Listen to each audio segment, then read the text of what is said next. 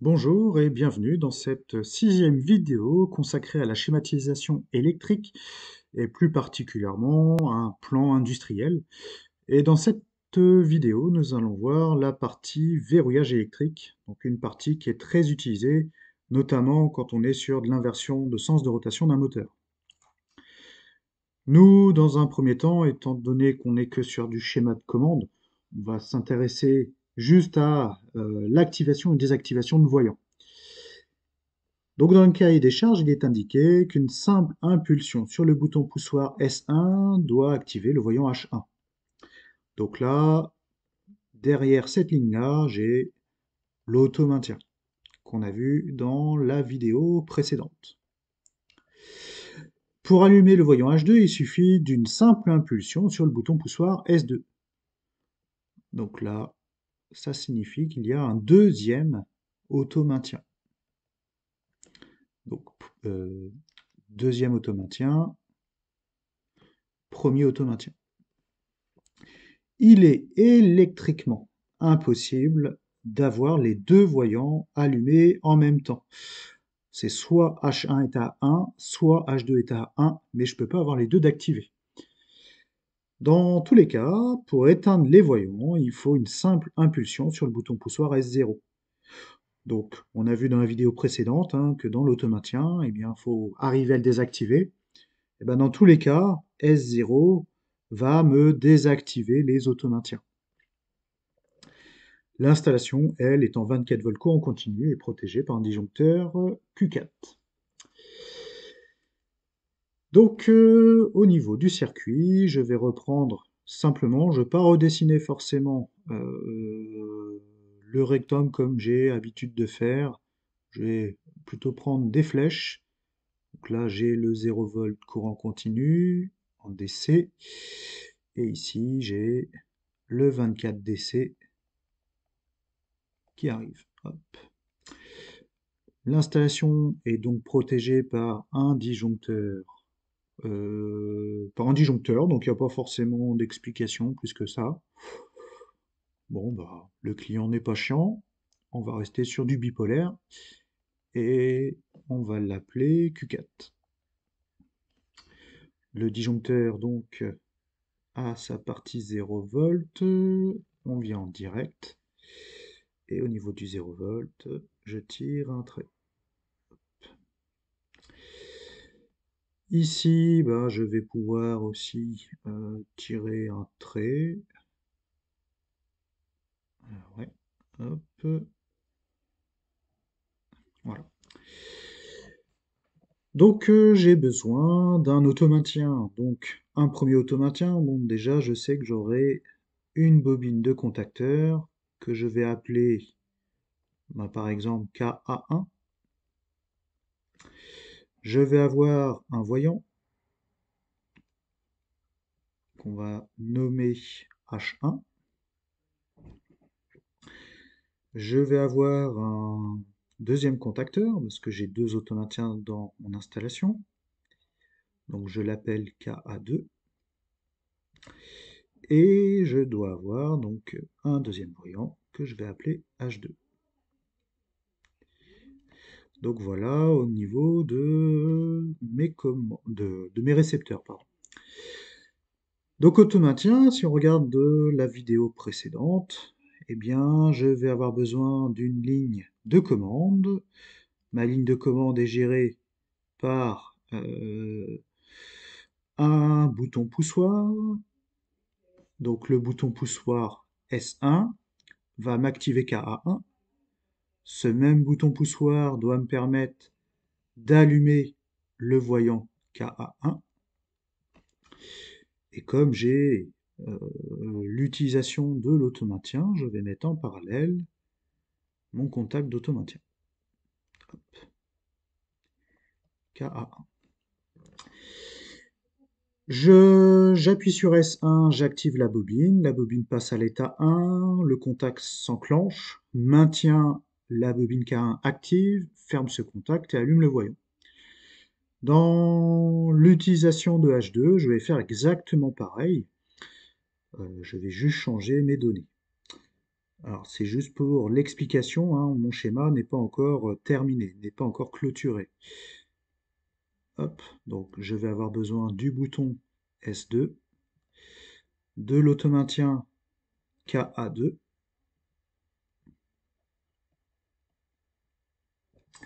et H2 est piloté par un contact qui appartient à KA2.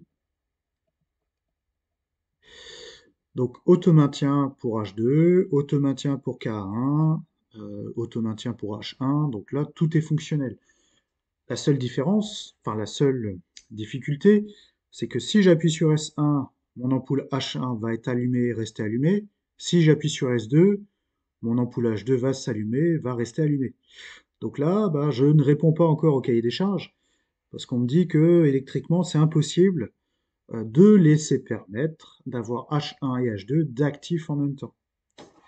Et bien pour cela, je vais placer au-dessus des contacts, enfin au-dessus de l'alimentation des bobines, eh ben, je vais placer un contact normalement fermé qui appartient aux bobines, aux, aux autres bobines en fait. Donc là, je vais placer un contact NC qui appartient au relais KA2. D'autre part, à KA2, je vais placer ici un contact NC qui appartient au relais KA1. Pourquoi ces contacts-là? J'appuie sur S1, j'ai l'automaintien de KA1. KA1 est activé, il va me fermer ce contact-là, qui va me permettre d'allumer le voyant. Et en même temps, il va m'ouvrir ce contact-là, qui va m'empêcher d'avoir KA2. Et vice-versa. J'appuie sur S2, bien sûr, KA1 n'est pas activé, j'appuie sur S2, j'active KA2, j'ai mon automaintien, mon contact, H2 est allumé. Étant donné que KA2 se trouve activé, eh bien, ce contact va s'ouvrir et va m'empêcher d'avoir KA1. Donc là, j'ai créé ce qu'on appelle le verrouillage électrique. Donc électriquement, bah, je suis obligé d'attendre que KA1 soit activé. Si KA1 est activé, je ne peux pas activer KA2. Dans l'autre cas, si KA2 est activé, je ne peux pas activer KA1. Ce qui va me manquer dans mon circuit, eh ben, c'est désactiver toutes les commandes par un appui sur le bouton S0. Eh ben, le bouton S0, je vais le mettre ici en tête de ligne, qui va me permettre de couper toute l'installation après un appui. Donc là, c'est mon bouton S0. Je passe avec le marqueur vert et je donne plus de détails sur le fonctionnement. Donc là, hein, mon schéma est fini, mon schéma est terminé. J'active Q4. Q4 est fermé, hein, donc faut imaginer que les contacts se déplacent sur la droite. Qu'est-ce que ça a généré derrière? Eh bien que le 0 volt ici se trouve circuler, va envoyer un 0 volt à KA1. Alors je suis en DC, pardon. J'envoie aussi un 0 volt à H1, j'envoie un 0 à KA2 et un 0 à H2. Donc là, tout le monde reçoit bien son 0 volt. Étant donné que la partie 24 est aussi fermée, le 24 volts va circuler au travers du contact S0 et va alimenter en amont chaque contact qui le permette. Donc j'aurai un 24 volts qui va stagner sur S1, stagner en amont de K1, stagner en amont de ce contact-là. Le 24 volts va faire la même chose de l'autre côté, stagner ici et ici. Quand je vais appuyer sur le bouton S1, je fais une action, mon contact, faut imaginer qu'il se ferme et qu'il vient fermer ici la barre.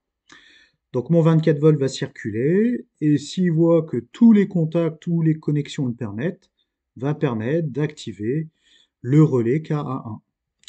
KA1, champ magnétique, il est activé, il est égal à 1, il se trouve enclenché. Il va permettre la fermeture de ce contact. Il va permettre donc l'auto-maintien. K1, en même temps, va fermer ce contact-là, hein, donc le contact bascule, va permettre d'allumer le voyant H1. En même temps K1, comme il est activé, va aussi ouvrir ce contact-là. Donc ça veut dire que si mon voyant H1 est allumé, et que en même temps je veux appuyer sur le bouton S2, bah, j'ai beau appuyer, étant donné que mon contact ici s'est ouvert, jamais je ne pourrai avoir le contact, jamais je ne pourrai avoir l'activation ici du relais KA2. Moi, si je veux allumer le voyant H2, il va falloir que KA2 soit enclenché. KA2, pour que son contact soit enclenché, il faut que la bobine soit activée. Mais il faut évidemment que le contact ici soit revenu en position fermée. Donc je vais devoir désactiver le KA1 qui actuellement est à l'état 1. Donc je recherche dans le circuit, qu'est-ce qui me pourrait me couper le réseau? Eh bien c'est en appuyant sur le bouton poussoir S0. J'appuie sur le bouton, mon contact va basculer, il va permettre d'ouvrir le circuit. Qu'est-ce que ça va permettre? Plus de 24 volts de distribué, plus d'automaintien, plus de bobines d'activer. Donc K1 revient à l'état initial, à l'état 0. Ce contact ici s'ouvre, revient en position initiale. H1 se trouve donc éteint. K1 qui s'était ouvert précédemment va revenir fermé. Et donc, à partir de ce moment-là, eh bien, j'ai possibilité, soit effectivement de réenclencher K1 en appuyant sur S1, ou en appuyant sur S2, je ferme mon circuit, tout est fermé, j'active KA2. KA2 ferme ce contact-là, ferme ce contact-là, et ouvre ce contact-là. Donc, dès lors que j'appuie sur S2, le voyant H2, lui, passe à l'état 1, il se trouve activé, et j'ai beau appuyer sur S1, KA1 ne se trouvera jamais enclenché. Donc le voyant ne se trouvera jamais enclenché. Donc cette astuce de câblage, le fait d'utiliser le contact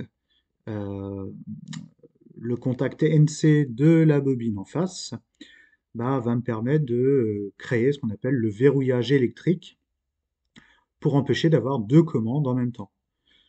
Nous, on va l'utiliser sur une installation motorisée par exemple, pour éviter d'avoir la marche avant et la marche arrière en même temps. Donc voilà à quoi pourrait ressembler notre circuit de commande dans le cas où j'utilise une commande de marche avant et une commande de marche arrière sur un moteur.